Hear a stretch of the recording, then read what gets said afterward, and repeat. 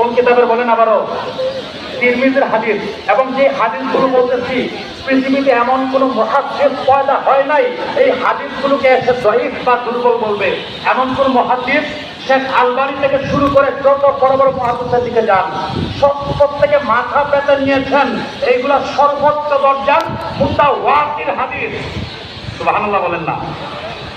সেই গাজীর খুমের ময়দানে সেই মিম্বরের মধ্যে মাওলা আলী ছেড়ে খুদাকে নবী করিম ইসলাম ডান পাশে এসে দাঁড় করালেন। কোথায়?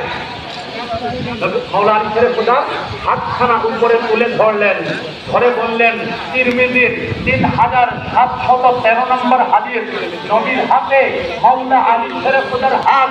নবী বলছেন মান কুনতু মাওলাহু ফাহাদা আলীউল মাওলা আল্লাহুম্মা ওয়ালিমান ওয়ালা ওয়া আদিমান আদা। জোরে বলেন সুবহানাল্লাহ। মাওলা আলীর হাতকে উপরে তুলে ধরে বলছেন, ও আমার সাহাবীরা, তোমরা জেনে রাখো